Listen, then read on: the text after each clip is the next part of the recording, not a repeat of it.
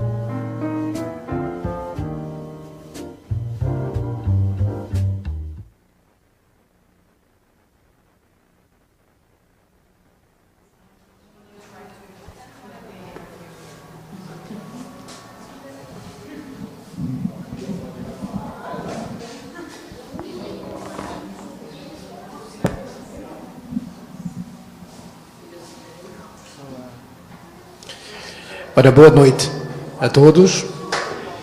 Estamos aqui hoje para mais uma aula com o professor Fradinho, dando continuidade ao primeiro módulo de ontem.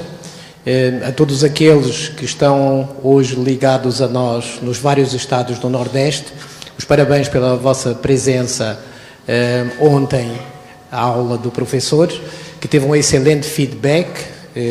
Existem ainda algumas áreas do país que ainda não têm um sinal de internet muito bom e houve algumas falhas na recepção, só que podemos vos atestar que a transmissão está saindo aqui com um sinal 100%. Nós temos hoje aqui uma linha dedicada de fibra óptica que possibilita um upload com uma força de sinal que chega a qualquer lugar do mundo. É preciso depois ter uma conexão de internet na sua própria casa que seja boa e que viabilize poder assistir à aula sem solavancos. Agradecemos a todos, agradecemos também o imenso feedback que recebemos centenas de opiniões e sugestões, mas a grande maioria, gratidão por poderem ter assistido a essa aula. Os nossos mestrandos de Itapipoca, que vão ter o professor Fradinho no próximo final de semana ao vivo, já estão ansiosos por conhecê-lo. E também ontem toda a dinâmica que foi desenvolvida aqui dentro da sala de aula. O professor vai dar continuidade.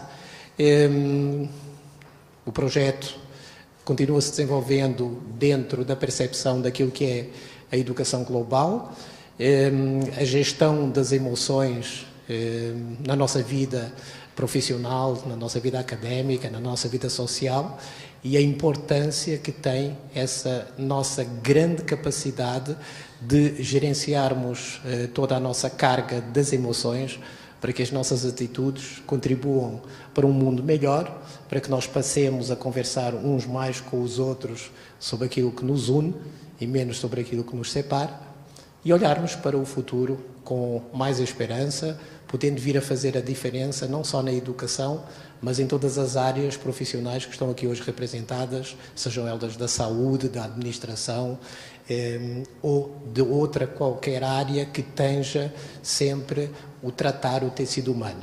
Desejo a todos uma segunda belíssima aula. Professor, uma salva de palmas para ele. Boa noite. Vamos começar então a nossa segunda aula. Na verdade, nós partimos de ontem e hoje damos sequência nos códigos da emoção. Primeiro trabalhando com a gestão, depois cérebros e como funcionam nossas escolhas, depois a gestão da emoção. E aí você vem falar, Fradinho, e até onde vai isso? Até onde vai isso, gente? Isso vai até a gestão do eu, já percebeu que está fortemente ligado, e depois nos códigos de inteligência e comportamento. Né? Então, se hoje nós conseguimos finalizar, amanhã nós entramos nos códigos de inteligência e comportamento. Para você que está em casa, boa noite, muito obrigado por estar conosco, estar aqui presente. Sei que você está na sua casa, no aconchego do lar, como eu digo, no aconchego do lar com chá e pipocas, né? Aí, estudando, se você já assistiu ontem, já sabe. Se hoje é o seu primeiro dia, não se esqueça, pega um caderno e lápis, vamos anotar, vamos escrever, vamos trabalhar durante a aula, coloquem as suas dúvidas. Professor Ricardo Monteiro, tem uma equipe também que está aí ouvindo você, tá certo? Então estamos aí à disposição para trabalhar com vocês, né, durante toda essa noite. Espero que seja um trabalho maravilhoso e que atenda a todos, né? Tanto aqueles que estão aqui, quanto aqueles que estão acolá, tá certo? Então vamos lá, vamos começar. Eu gostaria de começar falando um pouquinho sobre onde nós terminamos ontem, né? E é importante para quem veio ontem, para quem não veio, até porque não, senão a gente começa a falar alguns nomes aí, fica todo mundo perdido, né? Foram muitos nomes. Então, ontem, a partir dessa interrogação, tudo ficou mais complicado, é isso ou não? A partir dessa interrogação, onde a gente começamos a procurar esse meleante, é isso ou não? Esse, né, o nosso cérebro, aquele que está aí correndo, às vezes não está musculando, mas ele é um rapaz até simpático, né? Até gostamos dele, tá certo? E é importante que nós trabalhamos o cérebro, então vamos lá, lembra disso? E nós trabalhamos o cérebro sob uma perspectiva de 3 grandes cérebros, é isso ou não? Um cérebro que é qual? Me ajuda a turma, qual que é o primeiro cérebro? reptiliano ou cérebro primitivo, é isso ou não? É aquele que emerge dos répteis, reptiliano emerge dos répteis, nossa, bem diferente, né? Mas é aquele primeiro cérebro nosso que nós, de uma maneira muito, opa, quase caí agora, né? De uma maneira muito simpática, associamos a nossa cobrinha, é isso ou não? É o nosso cérebro reptiliano responsável pela nossa, o quê? Pela nossa sobrevivência, né? Inclusive ele trabalha na base do nosso instinto, principalmente com um radar que está buscando o tempo todo. Alguém lembra? Luta ou fuga, é isso ou não? Ou seja, se eu posso, luto, se eu não posso, fujo, é isso ou não? Ah, Fradinho, aí se eu posso e não posso, aí eu apanho. É quase igual também, tá certo? Mas na verdade é luta ou fuga, é ou não é? Ele sempre interpreta luta ou fuga, luta ou fuga, luta ou fuga, tá certo? Depois, ele também está intimamente ligado, obviamente, luta ou fuga, sobrevivência com a nossa existência, é isso ou não? Ou seja, está ligado com a preservação da espécie. Então, obviamente, resumindo, sexo, é isso ou não? Então ele também vai procurar o quê? A melhor companheira ou melhor companheiro para efetivamente fazer o quê? Poder perpetuar a espécie, né? Está sempre ligado nesses dois grandes fatores. Depois nós temos um outro cérebro, que é o cérebro do nosso coelhinho, agradável coelhinho, em que esse cérebro está vinculado às nossas emoções. O nome desse cérebro, alguém lembra?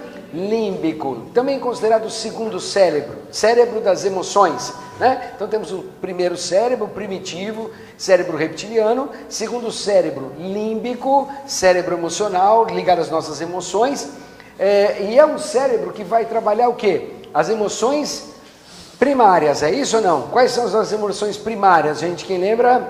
Medo, raiva, angústia, é isso ou não? Fradinho, mas só coisa ruim? Não, ele também olha o quê? A felicidade, é ou não é? Ele também percebe quando você está bem, né? Ele também percebe todo esse processo. Ele não olha só o negativo, ele olha também o positivo. Mas ele trabalha o conjunto de emoção mais forte. Lembrando que ontem a gente basicamente separou a emoção de sentimento, né? O sentimento, para ficar fácil de entender, sem muita delonga, nós trabalhamos como sendo o quê? Aquele conjunto que é desenvolvido, ou seja, ele existe uma função cognitiva associada a ele, tá certo? Ou seja, desenvolvemos ao longo da nossa vida social, principalmente, tá certo? Esse então seria nossos sentimentos diferentes de emoção, que estão associados a quem? Estão associados ao nosso terceiro cérebro, né? Aí os nossos sentimentos já fazem parte de toda a nossa construção cognitiva, então, portanto, ele vai trabalhar o nosso terceiro cérebro, que é o neocórtex, tá certo? Ou seja, é toda essa camada cinza que você tem, onde você vai guardar todas as informações na memória e, inclusive, articular boa parte dela, né? Só para fechar, porque eu vou falar algumas vezes, existe também um quarto cérebro, é isso ou não? Lembra como é que ele chama? Alguém lembra como é que ele chamava? Lobo frontal, é isso ou não? Frontal. E ele é responsável por quê? Né? Primeiro, ele é um cérebro exclusivo de quem? Isso, né? Do Homo sapiens, né? Do ser humano, certinho? E aí ele é um cérebro que organiza o que, pessoal? Esse conjunto social. Existe uma teoria de que alguns mamíferos não têm um lobo frontal, mas tem algo muito parecido, alguns gregários, né? E esse estudo foi feito a partir dos golfinhos, que me parece ser, inclusive, aqueles que desenvolvem inteligência mais próxima aí do homem. Mas a princípio a gente diz que somente o homem tem essa propriedade, lobo frontal, e trabalha então essa consciência que deveria ser enquanto espécie, né? O professor Ricardo tem uma palavra que eu gosto bastante, né? Que trabalha o tecido humano e trabalha todos os seres humanos enquanto espécie, não só enquanto espécie, mas enquanto também ocupando um determinado espaço de maneira conjunta e distribuída, tá certo? Então esse seria o nosso terceiro cérebro, tá? Nosso terceiro cérebro que está aí. Aí ontem nós passamos aí por uma série de, né, fechando aqui os três cérebros, é isso ou não? Falamos sobre isso ontem, rapidamente, eu vou passar aqui só pra gente, isso aqui foi dito tudo ontem, né? Então nós vamos fechar, eu vou para frente, aí a gente falou sobre isso, falamos sobre isso, olha, você que está em casa que não assistiu ontem, olha quanta coisa você perdeu, então, o vídeo está aí, assista, né, o vídeo da aula de ontem, tá certo? Aí nós entramos, que eu falei até que repetiria hoje, né? Nesse primeiro fluxograma, Extremamente importante. Então vamos lá. Primeiro, nós trabalhamos o corpo. É isso ou não? Quem é o corpo, pessoal? É o nosso radar. É ou não é? É o nosso radar que está o tempo todo o quê? Ligado através dos nossos sentidos, fazendo a fronteira com o mundo externo. É isso ou não? E é ele que está buscando tudo que está acontecendo, todas as nossas... tudo aquilo que faz sentido em nosso redor, né? Nossa percepção está ligada a ele. Depois disso nós temos o nosso cérebro, né? Aí depois o nosso cérebro que vai pegar todo esse conjunto de informações e transformar no quê? Num processo bioquímico, né? O químico, o eletroquímico, e vai transportar e vai ordenar e vai falar, ó, faça isso, faça aquilo, luta ou fuga e assim por diante. Só que tudo isso é gerenciado simultaneamente por alguém, né? Ou seja, a sinergia entre eles gera alguém que gerencia isso e que nós não sabemos bem onde ela está, mas ela deve estar mais ou menos por aqui assim, mais ou menos por aqui assim, que é a nossa mente, né? Que é um estado sinérgico entre o nosso radar, que é o nosso corpo, né? E o nosso cérebro que está metabolizando todas essas informações, tá certo? Ou seja, criando as matrizes de informação, gerenciando, buscando, gerando cadeias de pensamento e assim por diante. Legal? Ontem nós falamos sobre isso e aí falamos, bom, nessa mente nós abrigamos a nossa consciência, né? A nossa consciência que está abrigada ali com o pensamento consciente e o pensamento inconsciente. Aí você lembra? Somos seres mais o quê, pessoal? Quem processa mais? Nosso consciente ou nosso inconsciente? Lembra da aula passada? Quem? O inconsciente. Em que razão? Você lembra? Mais ou menos 200 milhões, né? De vezes mais rápido que o nosso consciente. Nível de processamento, é isso ou não? Fradinho é muita coisa, verdade, né? Então realmente ele trabalha um número muito maior. É ele que pode nos ajudar de maneira inconsciente na nossa percepção. Ampliar nossa percepção é ampliar o trato com o nosso inconsciente, é contar para ele o que nós queremos, é ouvir dele o que ele está percebendo, é ter um estado de autoconhecimento que nos permita conhecer melhor como funciona a nossa mente, como funciona a nossa percepção, aquilo que está ao nosso redor e que ele está falando, mas nós não estamos absorvendo, certinho? Bom, aí nós temos aí a razão, temos aí a emoção, é isso ou não? E temos então o nosso cérebro, que tem os nossos dois lados, né? O cérebro direito e o cérebro esquerdo, tá certo? Que nós falamos ontem, não vou voltar nisso, mas as duas metades do cérebro, em que não é excludente, mas é preferencialmente, o lado direito, o quê? Alguém lembra? Preferencialmente emoção. O lado esquerdo, preferencialmente razão, é isso ou não? E depois você tem um corpo caloso que faz a ligação entre esses dois meridianos cerebrais, certinho? Então esquerdo, direito. Bom, e isso tudo então se une aonde, pessoal? Se une dentro daquilo que nós construímos como realidade, o espaço real que nós construímos, ou seja, a nossa realidade é o primeiro passo para aquilo que a gente, para a finalização da nossa aula de hoje. Quer dizer que a nossa realidade ela é construída. A nossa realidade é uma realidade construída. A gente vai ver daqui a pouquinho o quanto realmente a gente constrói essa realidade. Legal, realidade construída. E aí você tem aqui então, vamos lá, o corpo contribui, o cérebro contribui, e existe um sistema extremamente importante no meio disso, que é o nosso quê? Sistema de recompensa. E que ontem nós aprendemos como alimentar o nosso sistema de recompensa, é isso ou não? Então vamos começar alimentando um pouquinho? 2 minutinhos todo mundo. Gente, para quem está em casa e não aprendeu, quem pode me ajudar aqui? Quem lembra de ontem? Quem pode me ajudar? Levanta, venha uma por vez, por favor. Quem pode me ajudar aqui? Ninguém? Ah, vem cá então, vamos lá. De frente, é isso ou não? Pezinho esquerdo para frente. Aí, coração com coração, aquele abraço gostoso, até sentir o outro coração batendo. Que gostoso, né? Dá uma sensaçãozinha gostosa. 2 minutos, pessoal, vamos lá. Todo mundo aí recebendo um pouco, então, de... E você em casa já sabe, né? Aproveita aí, pega o maridão, pega a esposa. Mas vamos lá, vamos treinar. De frente, pé esquerdo, encostar coração... Pé esquerdo na frente. Aí. aí, coração com coração. Fica abraçadinho um minutinho. Será que você consegue ficar abraçado 1 minuto? Você consegue? Tenta ficar abraçado 1 minutinho. Sente o coração do outro, sente ele bater devagarzinho. Olha que gostoso, né? Olha que gostoso isso.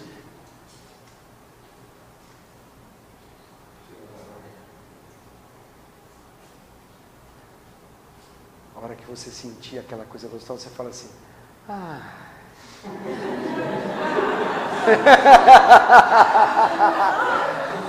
gostoso, não é, pessoal?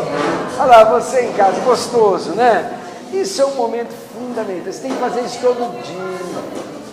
Você ouviu o coração? Quem aqui conseguiu ouvir o coração do outro? Quem conseguiu? Alguém quer falar como é que foi essa sensação? Você sentiu uma espécie de recompensa? De se espreguiçar? Exatamente. Você colocou você descreveu uma coisa que é bem isso. É o ato de se espreguiçar, né? Eu costumo colocar muito, aqui no Nordeste esse exemplo não pega muito, né? Mas assim, que é quando você está no frio, aqui no Nordeste frio não dá, mas sabe quando você está com frio, que você procura uma blusa? E sabe quando você coloca a blusa assim, que você vai colocando assim, a blusa vai subindo e você vai arrepiando, e você coloca a blusa assim, sente aquele aconchego? Isso é o sistema de recompensa trabalhado pelo cérebro, né? Então, como eu disse ontem, pessoal, é super importante, o sistema de recompensa, ele é muito importante. Ele vai nutrir e ele vai gerar ele vai trabalhar com uma série de neurocondutores que vão despertar em você alegria, aquele prazer, aquela sensação gostosa. Então é importantíssimo você todo dia alimentar isso, né? É importante. E é um jeito fácil esse, não é? Esse é um jeito fácil, você pode sair abraçando todo mundo pela rua, né? Vem cá, me dá um abraço, bichinho, né? E vai embora, tá certo?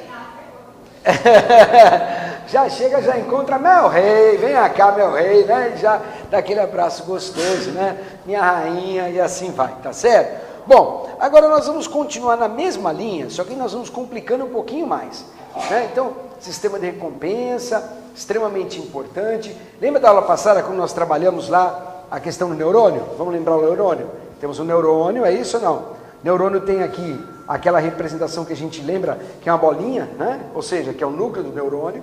Aí ele tem um fiozinho condutor, que é o axônio, e aí tem as bainhas de mielina, né? Então, por exemplo, se você não conhece isso, você tem que chegar em casa e procurar lá, estrutura do neurônio, tá certo? Inclusive tem alguns vídeos fantásticos na internet ensinando como funciona, né? Você tem alguns professores, tem um professor de cursinho pré-vestibular, Rodrigo, não lembro o nome dele, mas a aula dele é extraordinária sobre formação de neurônio, muito boa, um aluno me mostrou um dia, eu gostei muito.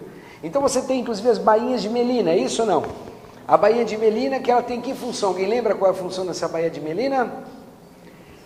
Condutividade, é isso ou não? Condução, isolamento. E lembra qual que era a diferença? Quando você não tem essa bainha de mielina, o sinal elétrico, porque como funciona? Vamos lembrar, né? Eu tenho um neurônio que está aqui com vários cabelinhos, são os dendritos, estão aqui.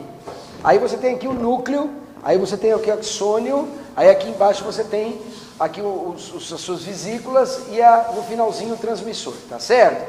Aí quando sai de lá para cá, existe uma velocidade dessa corrente elétrica, que varia entre 30 km por hora até 400 km por hora.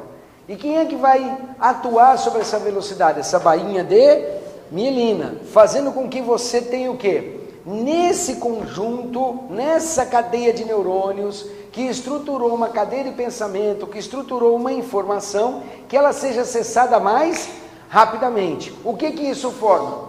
As virtudes, tá certo? Mas infelizmente isso também compõe o quê? Os vícios, tá certo? Também compõe os vícios. Então veja, aí você tem essa bainha de mielina que se formou através do quê? Alguém lembra como é que a gente forma essa bainha de mielina? Através do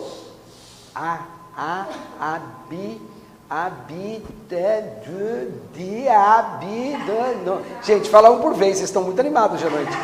Alguém lembra? Força do hábito, é isso ou não? O que gera essa bainha de mielina, quem está em casa deve estar indo sozinho lá, né? Mas o que gera essa bainha de mielina é a força do hábito, né? E nós levamos muito tempo para construir uma virtude, um vício por conta do hábito, é isso ou não? Ou seja, muita informação passa até que a mielina vá se agregando, se juntando, formando, né? Existem outras estruturas, mas não interessa o nome para a gente, que vão compondo, montando, e aí formam então as bainhas de mielina e aí constrói o hábito e obviamente construindo. O hábito constrói a virtude pela força e pela velocidade, pela facilidade ou velocidade do acesso a uma determinada informação, né? Então a gente tinha isso lá. Então, corpo, mente e cérebro, é sempre da onde nós partimos. Ok.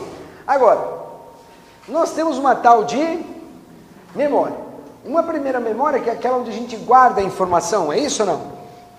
Nossa memória é igual ao do computador? Primeira diferença da nossa memória com o computador. Do computador, dá para apagar? É só ir lá e deletar, é isso ou não?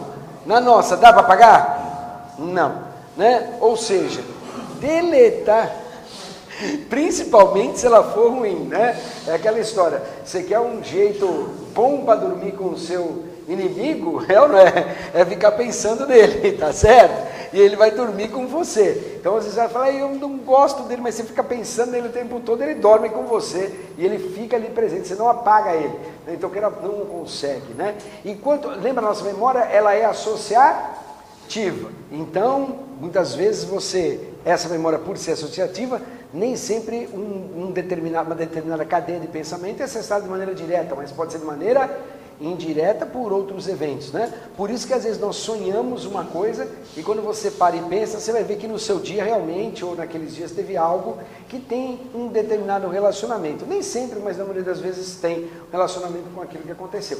Então essa nossa memória é onde nós depositamos as nossas informações, de maneira o quê? Associativa. Não podemos apagar. E tem mais uma coisa, fenômeno registro automático de memória. Viu? Guardou. É isso ou não? Mulheres, quando vem aquela barata, não adianta, né? Mal olhou, fechou o olho, uma baratinha está ali já, né? Então, viu, não tem jeito, guardou, aquele momento está guardado, está registrado, né?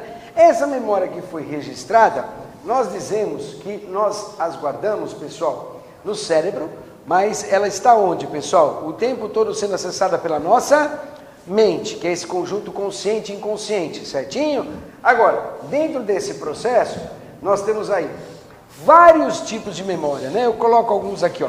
Memória essencial, memória de trabalho, por exemplo, que o Augusto Cury, por exemplo, chama MUC, memória de uso contínuo, né?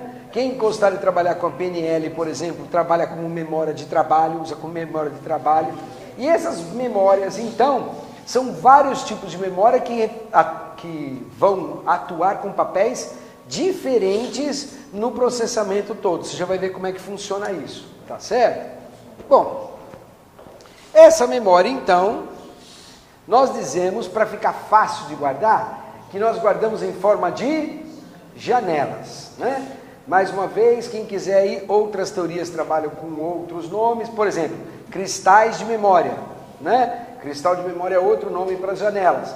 Então, cristal de memória ou janela, mesma coisa. Guardando janelas. E, essencialmente, nós dividimos esse universo em dois tipos de janelas, tudo bem? E aí eu gosto muito de usar os nomes que o Augusto Cury usa, que é a janela light, que são as janelas o quê? Positivas, boas. Você fala janela light, todo mundo entende como uma janela de potencial bom, é isso ou não? E as janelas que nós chamamos de janelas o quê? Janelas killers, tá certo? Janelas killers.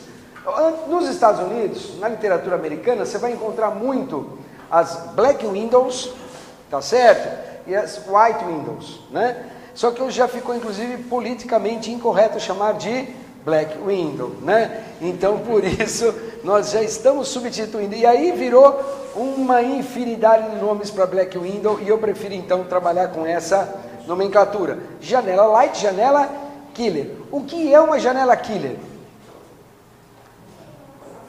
É uma janela que tem assassina, a janela assassina, né? Ela tem um alto potencial de quê?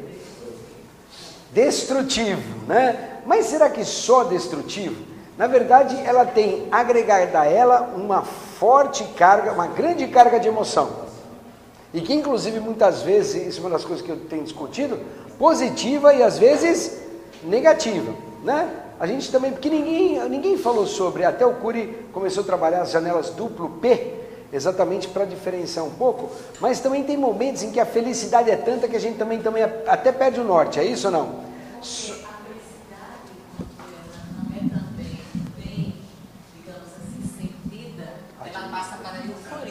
Exato, muito bem. E a euforia nos traz, comitantemente, a tristeza. Quando você fica eufórico, por alguma razão você diz, mas rapaz, eu estou tão feliz, mas por alguma razão eu estou com angústia. Sim. Porque da alegria que se intensificou, passou para a euforia. E essa euforia, igualmente não trabalhada por causa da alegria, transborda em tristeza. Como é seu nome? Andréa. Andréa, concordo. Não, pode ficar, pode ficar. Você sabe que, inclusive, Andréa, assim, eu sempre pensei bastante sobre isso, porque eu gosto muito da aula. Muito. Eu cheguei a dar 17 aulas num dia em 3 cidades diferentes. E adoro, né? E uma das coisas que eu nunca me permiti é que as turmas da noite não tivessem a mesma aula da turma da manhã. Ou seja, que eu chegasse à noite cansado, desanimado, né? Que eu chegasse lá assim, acho que eu não sei se vai dar. Então aí você acaba virando um dependente químico, né? Como? Café, né? Excesso de café, excesso pó de guaraná e assim por diante, né? E eu me lembro de inúmeras vezes, quando eu terminava o dia, eu começava a chorar. Eu sou muito chorão, né? Aliás, né? Quem me conhece, tem algumas pessoas que estão assistindo que me conhecem, né? Um beijo para minha esposa. E eu sou muito chorão, muito chorão, muito chorão, né? Eu choro por nada. Bateu o pé, eu estou chorando, né? E assim, e a felicidade para mim também é algo que sempre me levou a esse momento, né? E eu sempre achei que era um desequilíbrio metabólico, muitas vezes, durante muito tempo. Assim, ou seja, eu gastei todas as minhas proteínas que me levavam até esse estágio de alegria e de euforia, e agora a falta delas começa a gerar um outro processo. Mas eu nunca me aventurei nesses estudos, né? Acho que precisa aprender assim, ter a alegria, sabendo que devemos guardar um pouco da nossa energia alegre. Porque senão transborda e não tem como mais reter. Viver cada momento, sendo bom com significado e ruim também. Também igualmente com significado. Por isto que eu defendo o seguinte, para você ser resiliente, você também precisa ser resignado. Sim, muito bem. Muito bem. Aprenderam aí, pessoal de casa também, essa Andréa conosco aqui. Você está começando agora? Sim, eu sou da turma B. Você é da turma B? Faz um ano. E você trabalha com? Eu sou enfermeira, mas eu também estou fazendo, sou enfermeira de formação, estou fazendo a graduação em pedagogia, né? Sou acupunturista também, mas o meu trabalho hoje é voltado às crianças surdas com implante coclear. Que legal, que legal. Gente, como é bom andar por aí, né? A gente vai conhecendo e é isso que enriquece a aula, né? Enriquece nosso trabalho. Muito obrigado. E quero lhe dizer que com a descoberta da neurociências vinculada à educação, o meu trabalho junto com a fonoaudióloga da minha filha, em 3 meses, ela leu e escreveu o que não conseguiu em 1 ano e 6 meses. Então, tudo aqui que eu faço, de fato, é pensando no legado para os surdos, sejam esses implantados ou não. Que bom, espero contribuir para isso. Com certeza já está. Então vamos lá. Então geramos as janelas killer, janelas lights. Nossas janelas lights, que são janelas, vamos dizer assim, positivas, janelas que estão no nosso cotidiano o tempo todo, né? Mas também janelas de alegria. E depois nossa janela killer, que são aquelas que travam essencialmente. Agora, por que uma janela killer trava? Por que uma janela killer trava, né? Vamos entender?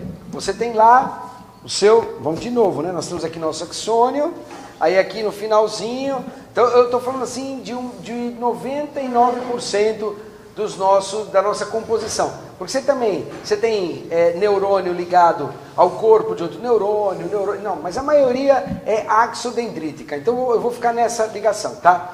Então chego aqui, você tem uma corrente elétrica que trouxe uma informação, chega aqui no final, o que acontece? Essa informação libera um neurotransmissor, que pode ser, alguém lembra o nome de algum deles? Adrenalina, também chamada de epinefrina, qual outro? Noradrenalina, qual outro? Endorfina, qual outro? A série deles, né? Quase todas as inas, é isso ou não? Às vezes a gente brinca quase todas as inas. Aí você tem que, para nós não interessa qual eu estou trabalhando. E aí quando você chega aqui, o impulso elétrico vira um impulso o quê? Químico. Ou seja, esse neurotransmissor então vai através da sinapse, né? Aí assim, onde fica a sinapse? Tu diz, onde fica a sinapse? Sinapse é exatamente aquele espacinho em que o neurotransmissor vai fazer o quê? Tirar de um neurônio e passar para quem? Para o outro. É isso ou não? Esse espaço chamado a nossa sinapse, então vai. Agora, esse espacinho que fica ali é um espaço em que quando você, por exemplo, você tem um impacto muito grande, ou seja, o nosso cérebro reptiliano entrou em ação. Luta ou fuga, luta ou fuga, luta ou fuga, ele vai te preparar para a fuga. O que ele vai fazer? Ele vai despejar no seu organismo o quê? Adrenalina. É isso ou não? Mas ele pode despejar adrenalina de uma maneira tão incontrolada ou tão excessiva que ao invés de fugir, você faz o quê? Paralisa. É isso ou não? E paralisa também porque todo o seu corpo, ou seja, há uma abundância de adrenalina e aí você começa a ter dificuldade para trabalhar esse neurotransmissor, tá certo? Isso acontece, por exemplo, com a cocaína. A cocaína é a mesma coisa. O que ela faz? Ela vem e bloqueia na sinapse, mas de uma certa maneira cria uma nuvem em que entra em estado de êxtase e aí você começa a sentir. Tem um vídeo muito legal, um vídeo português, que fala sobre isso na internet. Se você colocar cocaína, sinapse, neurotransmissor, você vai encontrar esse vídeo, é muito legal, tá? E aí você vai ver como é que ela funciona e como é que ela bloqueia todo o restante. Quando você entender isso, você vai falar assim, é a janela killer. Ou seja, a janela killer é a mesma coisa. Foi um momento em que você teve uma descarga tão grande de neurotransmissores, em que ela vai o quê? Bloquear uma determinada região e aí você fica paralisado. Ou então você, ou luta ou fuga, ou então o seu cérebro, que é o segundo cérebro, cérebro límbico, despeja suas emoções e aí você essencialmente o quê? Paralisa, ou tem um sentimento muito grande de angústia, ou seja, você começa a trabalhar exatamente o quê? Os seus sentimentos, as suas emoções primitivas e começa a trabalhar o seu segundo cérebro de uma maneira muito intensa, tá certo? Então isso mais ou menos é o que acontece, né, quando você trabalha dentro desse processo. A gente tem algum médico aqui na turma? Tem algum médico? Geralmente quando tem um médico eu convido para ele explicar, geralmente ele tem uma boa, né, desenvoltura para estar colocando isso. Mas aí você tem aí, né, então, todo esse processo, tá? Porque no fundo o objetivo do nosso trabalho não é essencialmente trabalhar esse lado específico, né, da biologia, né, das ciências, mas sim qual o resultado final e como isso funciona. Mas tem que ter uma noção do todo.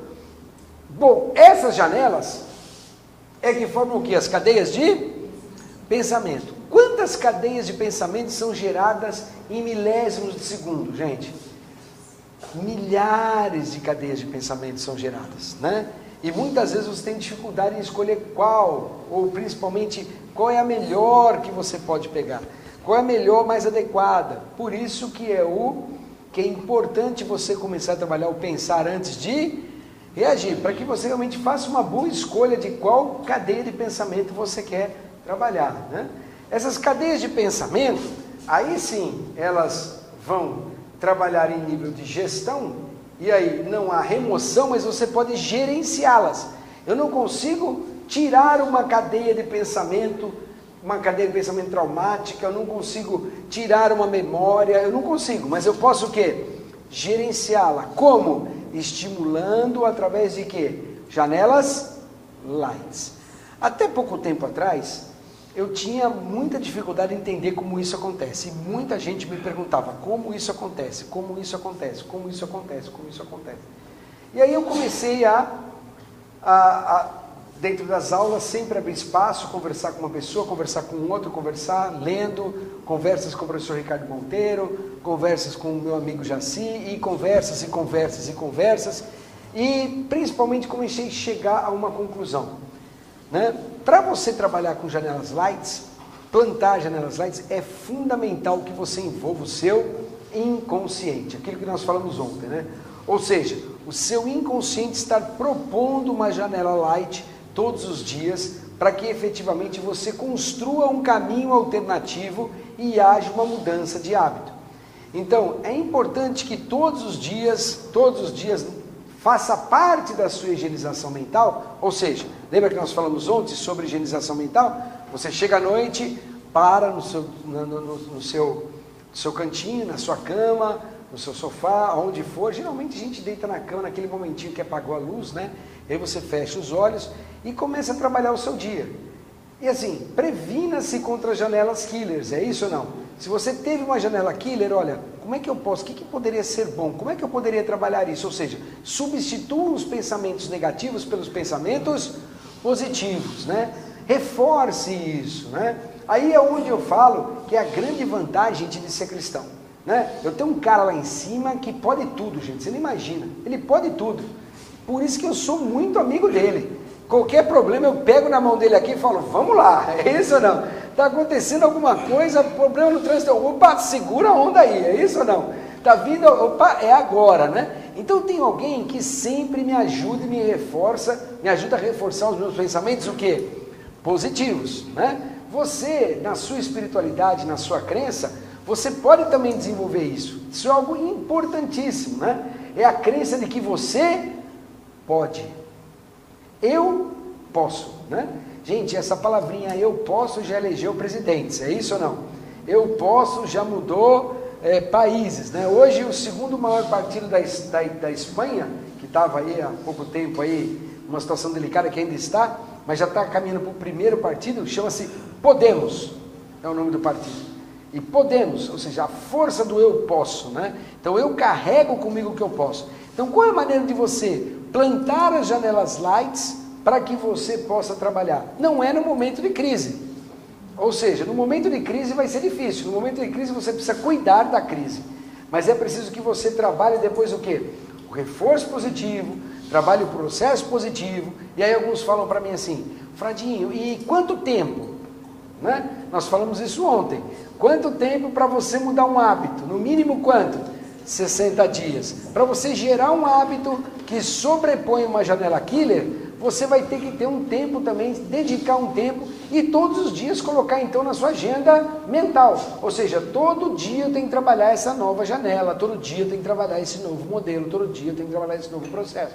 Professores, quando você tem alunos que têm problema, alunos que têm dificuldade na sua matéria, não é chegar um dia para ele e falar assim, nossa, que bonitinho, né? Você pode.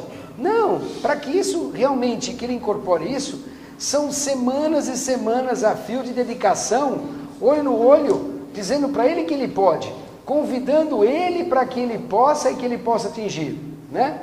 Então, por exemplo, hoje eu entendo que uma das técnicas que a gente pode usar na matemática, né? Como eu falei para vocês, sou um professor de matemática, é você trabalhar exercícios às vezes mais fáceis, né? Mas até mesmo sem que ele saiba que é mais fácil, para que efetivamente ele possa o quê? Adquirir confiança, né? Alguém conhece aqui o método Kumon de matemática? Já ouviram falar? O método Kumon que há 30 anos atrás estava lá em cima. Aí depois ninguém queria saber do Kumon. Isso não era só repetição, é repetição, é repetição, é repetição. E de repente o Kumon hoje parece que realmente mostrou por que veio.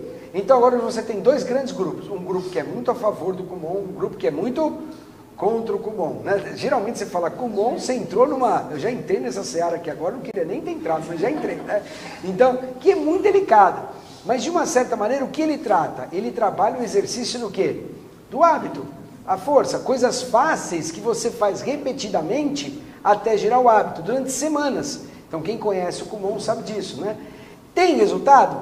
Tem resultado. A memória mnemônica é vinculada também ao ato de repetição. Ao ato de repetição. Não só, mas também.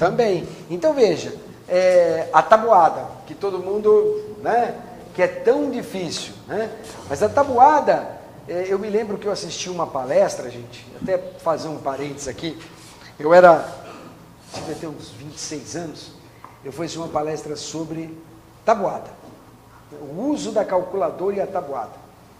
Aí nós fomos na Exalc, já ouviram falar da Exalc? Escola Superior de Educação Luiz de Queiroz, em Piracicaba. Da USP, é o campus que trabalha de agronomia. E aí chegamos lá, tinha um doutor, um senhorzinho com uma bengalinha, e um rapazote novão, todo bem arrumado, um senhorzinho com a sua roupinha, sentou ali, o rapaz sentou, aí ele começou a defender que a memória deveria guardar somente as coisas nobres. Então, veja, eu estou falando de 25 anos atrás, hein? Então, para você fazer uma ideia, a calculadora não era permitida em sala de aula ainda, tá? Então colocava, não, porque devemos guardar, que a memória deve servir para as coisas nobres, não devemos usar calculadora, e etc, e a tabuada. De repente, esse senhorzinho levantou, pegou uma varinha, pegou a bengalinha, foi até a ponta e perguntou: quanto dá 1 vezes 10? Muito obrigado. Quanto dá 2 vezes 10? Muito obrigado. Quanto dá 2 vezes 100? 200. Muito obrigado. Quanto dá 1 dividido por 10? 0,1. Muito bem. Ela acertou, viu, gente? Quanto dá 1 dividido por 100? 0,01. Olha como ela também acertou. Vocês viram aí de casa, né? Eu sei que você já está em casa procurando no Google, mas ela não tem Google aqui, tá certo? Quem está calculador aí, cuidado, né? Agora eu vou fazer difícil. Quanto dá 1 dividido por 1000? Gente, parabéns. Vocês não são ridículas. Essa foi a resposta dele. Por quê? Porque em verdade, vos digo, nós não aprendemos matemática porque precisamos usar da matemática o tempo todo, mas aprendemos matemática para não ser ridículo. Imagina que um dia você vai dividir, vai digitar 1 dividido por 100 e aparece 100 dividido por 1, que dá 100. Se você não tem uma noção da resposta, para você vai acreditar naquele valor piamente, vai ou não vai? Vai. Então você perde a coisa mais importante, que não é o valor exato da conta, mas é mais ou menos quanto vai dar. Hoje nós já estamos chegando numa determinada condição, pessoal, que se você falar assim, ó, 6 casais vão em casa, o cara pega a calculadora para fazer a conta de quantas pessoas vão. Não, é ou não é?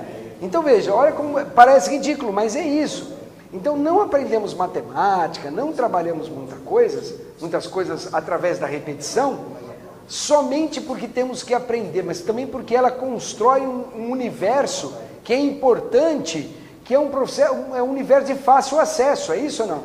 Por exemplo, eu sou contra, minha opinião, eu sou contra acima da tabuada do 10, porque praticamente acima do 10, toda vez que você usar acima do 10, provavelmente você está usando para o trabalho, para alguma coisa mais delicada, mas a tabuada até 10 está no cotidiano o tempo todo.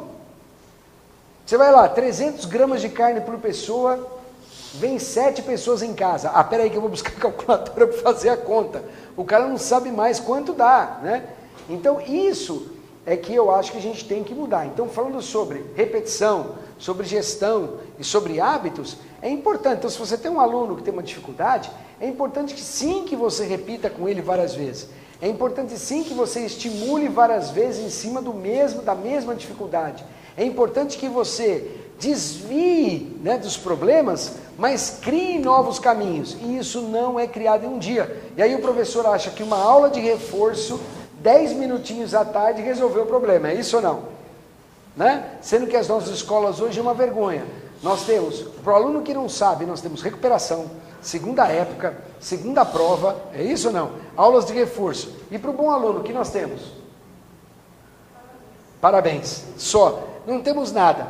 Pelo contrário, temos uma aula que veio para a média, para atender o quê? O aluno que tem dificuldade. Nós não estamos trazendo a nossa aula para um nível de excelência e trazendo os alunos que não têm esse nível de excelência para a média. Nós estamos simplesmente o quê? Descendo o nosso nível de excelência para atender aqueles que não conseguem chegar na média, né? Então, como é que a gente pode mudar? Isso aqui está a proposta. Como é que você pode mudar? Trabalhando cotidianamente em sala de aula, pequenos reforços positivos em relação às dificuldades de aprendizado, né? Não usar a prova, porque, infelizmente, nós não conseguimos encontrar nada que seja mais fácil de trabalhar e mensurável do que a prova, né? Eu me lembro quando eu era aluno na universidade, nós falamos que é um absurdo ter prova, mas até hoje eu não consigo achar. Quer dizer, no final você pode ter a participação do aluno como elemento, uma série de envolvimentos, mas no final você acaba tendo que fazer uma prova. Por quê? Porque na vida dele ele vai ser submetido à avaliação o tempo todo. Ele acabou o ensino médio, o que ele vai fazer? Vai prestar o Enem? É isso ou não? Ele vai prestar os exames de vestibular? Então ele também precisa treinar para isso, precisa estar apto para isso, né? Então é importante. Só que não podemos fazer da prova o quê? O momento em que nós finalmente somos, né, os algozes desses alunos, tá certo? E como não fazer isso? É não dando à prova o status, esse status, né, de que só a prova realmente é o processo. Ajuda? Ajuda. Resolve? Não. Porque também tem uma parte que é do aluno. Ajuda a trabalhar o reforço positivo? Ajuda. Então, o que você está fazendo quando está fazendo o reforço positivo? Plantando janelas lights, né? Então você pode chamar o pai, pedir para o pai fazer reforço, fazer pequenas avaliações com ele, avaliações simples, para que ele se acostume com o processo avaliativo. Isso é uma coisa importante, se acostumar com o processo avaliativo, né? Então, por exemplo, eu vim dos pré-vestibulares e você percebeu o seguinte, que o aluno que fazia todos os simulados, inevitavelmente era o aluno que tinha melhor desempenho. Por que ele fez? Não, porque ele treinava nos simulados. Eu tinha uma aula em que eu dava técnicas para você fazer uma prova. Então, técnica para fazer uma prova. Primeiro, leia a prova toda. Eu nunca tinha dado aula de neurociência, eu falava isso. Leia a prova toda. Por quê? Os minutos que você pegou a prova, você está o quê? Encharcado de adrenalina, é isso ou não? Hoje eu falo, seu cérebro reptiliano está ali, né? Preciso passar e preciso ser alguém na vida, é isso ou não? Aí você pega aquela prova. Você respira, você trabalha, coloca a prova. Aí eu falava, para que você possa ficar tranquilo, primeiro, leia a prova toda. Leia a prova. Leia com calma. Aí alguns falavam, não vai dar tempo. Eu falava, porque você não treinou. Leia a prova toda. Leia a prova inteirinha. Para quem está prestando concurso, é uma boa dica, viu? Leia a prova inteirinha. E vá assim, quando você lê uma questão que você sabe como ela é, você pode colocar uma marquinha. Quando você lê uma questão e você não sabe se é história do Brasil, história geral ou matemática, você coloca ali, impossível, é isso ou não? E vai passando. Aí você volta e começa da onde? Das fáceis, das médias ou das difíceis? Para quê? Para garantir a sua nota, é isso ou não? Aí depois você vem para quem? Para as médias, e aí no final, você tendo tempo, na época da FUVEST, tinha um item no manual que dizia que todas as alternativas deviam estar distribuídas de maneira equilibrada. Então, provavelmente tinha em torno de 20 alternativas em cada questão. Então, eu falava, você vai lá agora, preenche tudo que você sabe. Aí você tem certeza que essas são A, essas B, essa C, essa D, essa E. A hora que você for chutar, chuta na que tem menos. Já que você vai chutar mesmo, né? Tanto faz, né? Então, isso dava muito resultado. Mas veja, hoje eu entendo. O que era isso, pessoal? Primeiro, acalmar, contar para o cérebro reptiliano que está tudo o quê? Está tudo bem, né? Só que eu brincava, né? O problema todo é quem não estudou para a prova, né? Aí lê a primeira é impossível, a segunda é impossível, a terceira é impossível, a última, aí realmente não vai conseguir fazer nada. Mas é importantíssimo, pessoal, que você trabalhe essas coisas, trabalhe essas metodologias, mas principalmente você treine. Então os alunos conseguiam fazer isso, eram aqueles que faziam no simulado, e faziam dedicadamente. Aí entra um simulado do outro, Fradinho, eu não consegui, não deu para ler tudo, o que você acha que faltou? Faltou isso, faltou aquilo. Então é preciso treinar, e é preciso que você exercite esse processo, né? Porque implantar essas janelas e trabalhar esse processo. Legal, pessoal, alguma dúvida? Alguém tem alguma contribuição? Alguém? Um por vez, gente, por favor. Vocês estão tão quietinhos, vocês estão com uma carinha de cansadinho hoje, aqui depois de 11 até ontem até as 11, hoje de novo, né? Mas vamos lá, vamos lá, vamos lá. Gente, começando outra sequência. Corpo, é isso ou não? Essa aqui é a mais importante de todas, tá certo? Mente, corpo, cérebro, é isso ou não? Memórias, janela killer, janela light, construção de cadeias de pensamento, ok? Só reorganizei meu quadro, tudo bem? Então fui lá, corpo, cérebro, memória, janela killer, janela light, cadeias de pensamento. Quando você trabalha esse processo, você tem aqui então as suas memórias, e você tem uma memoriazinha, pessoal, pequenininha, chamada memória de trabalho. Gente, essa memória de trabalho, ela é realmente uma memória, uma partezinha pequena do cérebro, tá certo? Em que ela efetivamente é a memória de uso contínuo. É ela, por ela que passa toda a informação. Lembra ontem quando nós vimos no hipocampo que ele fazia a transição das informações?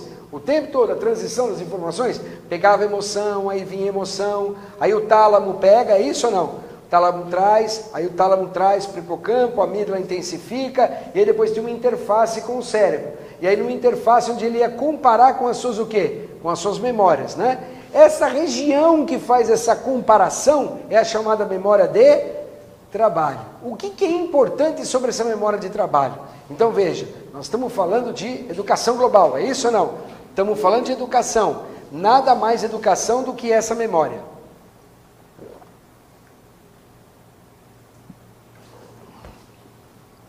Essa memória, ela tem a capacidade de fazer a interface entre o quê? O seu momento existencial e as memórias que você tem guardada. É ela que vai fazer a interface entre pegar algo que você tem guardado aqui e juntar com o momento presencial. Professor Ricardo Monteiro, isso aqui eu vi com ele um dia e achei muito legal, nunca mais esqueci, sempre uso nas minhas aulas, Ricardo. Veja, gente, qual é o primeiro lugar em que esse copo está? Quando você o vê aqui, qual é o primeiro lugar em que ele está? É um copo, concorda comigo? Para ser um copo, qual é o primeiro lugar que ele está? Na minha mão? Não, está na sua mente. Porque se ele já não estiver guardado na sua mente, você não o reconhece como o quê? Como um copo. Concorda comigo? Então, para que você possa reconhecer, a primeira coisa que você efetivamente tem o quê? Guardado. Aí tem alguém que vai pegar esse copo que estava na minha mão, essa imagem desse copo, vai pegar essa imagem desse copo, vai pegar as milhares de imagens desse copo, e essa é a grande diferença, né? Nosso cérebro, e dizer, isso é o quê? É um copo.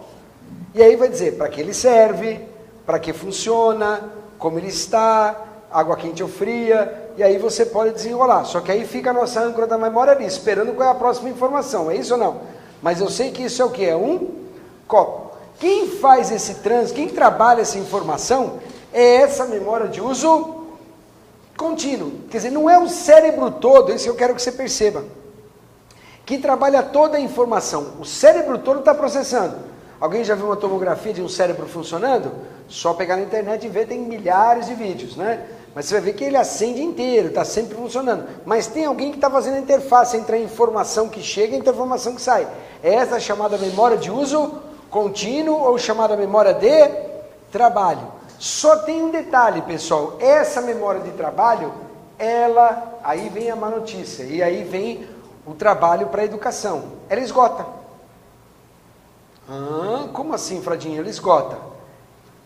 Sabe quando você pega um computador? Vamos lá. Gente, quem não conhece computador, fala que eu ajudo. Você tem lá HD, não tem? Que é onde guarda os dados, já ouviram falar? Então HD, então você tem lá 100 GB, 1 tera, é onde você guarda. E tem uma outra parte menorzinha do computador que fica bem rapidamente gerando as informações, é isso ou não? Ou seja, tem uma parte do computador que guarda e tem uma que faz a interface para guardar e buscar. É isso ou não? Basicamente, nosso cérebro é a mesma coisa. Nós temos uma grande memória, uma grande área onde estão as nossas memórias. E temos uma memória de trabalho que faz o quê?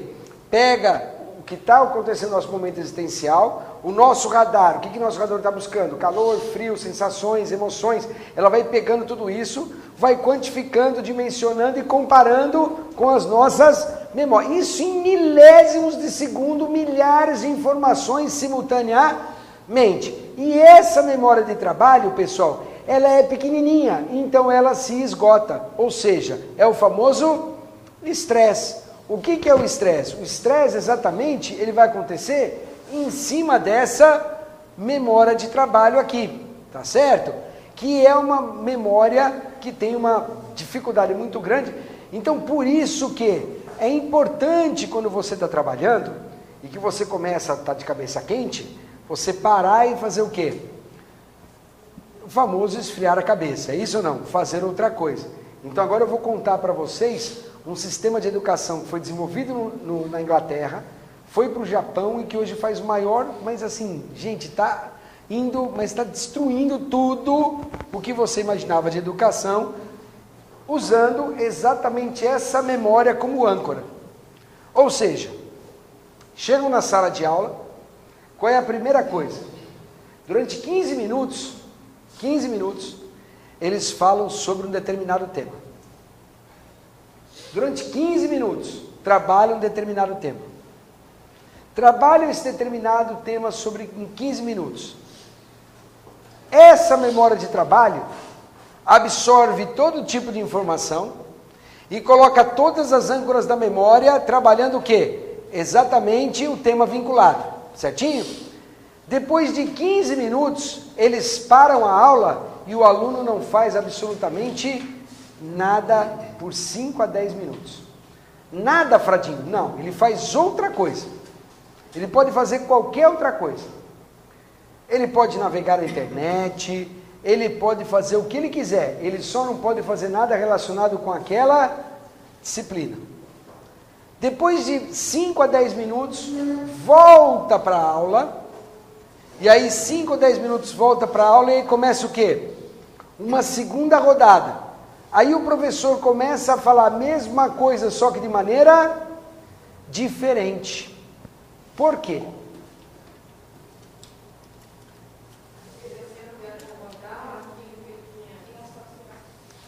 Vocês já foram para casa um dia? Pegaram o carro de vocês? Foram para casa e de repente você só percebeu que você chegou em casa a hora que você estava em casa? Sim ou não? Acontece demais isso? Aí você fala, todo mundo... Não, é porque o seu cérebro já está tão acostumado com esse caminho, é isso ou não? Que ele já não está absorvendo absolutamente nada. É um princípio chamado princípio reducionista, ele já tem aquela informação. Aí um dia você está passando e vê uma placa. Aí você olha, nossa, essa placa está aqui? Quanto tempo será que ela está aqui? Né? E aí você, veja, se você fizer, se você oferecer a mesma informação da mesma maneira, como é que o cérebro vai entender? Que você já aprendeu. Então, por isso, gente, aula de reforço, falando a mesma coisa, do mesmo jeito, não serve absolutamente para nada. Ah, mas o aluno não entendeu a primeira vez. Tudo bem, até podemos dizer que mais uma vez ainda vale, mas 2 ou 3 ou 4 adianta? Não, e nós vemos isso direto nas escolas, é isso? Então, veja, só que aí, na segunda vez, o que você pode mudar? Então, por exemplo, vamos lá, você que está prestando um concurso, você que está preparando uma monografia, você que está fazendo um trabalho, como é que você deve trabalhar? Senta com o seu livro e leia o livro. 15, 20 minutos. Aí você pega, na segunda rodada você volta, pega um papel e lê e escreve. Por quê? A escrita irá trabalhar o quê, pessoal? Outras áreas do cérebro, portanto, ativando o seu processo de arquivamento de maneira diferente, reforçando o aprendizado. Entenderam como é que funciona? Gente, testa isso, testa com você. Chega e fala, veja que diferente. Você lê, simplesmente leia, 5, 10, 15 minutos. Aí depois volta, leia novamente, fazendo essas anotações, tá certo? Então, nas aulas dessa escola, eles fazem esse trabalho. Depois disso, 15 minutos, 5. 15 minutos. Aí adivinha o que eles fazem de novo? Param tudo. Vamos esvaziar de novo quem, pessoal? Memória de trabalho. Esvazia a memória de trabalho. E aí depois que eles esvaziam a memória de trabalho, ficam mais... Volta para uma terceira rodada. Só um minuto, pessoal. Eu vou ter que me ausentar um minutinho. Ricardo, alguém chama o Ricardo para mim? Vou ter que me ausentar um minutinho. Vou desligar o microfone. Um minutinho. Já volto, gente.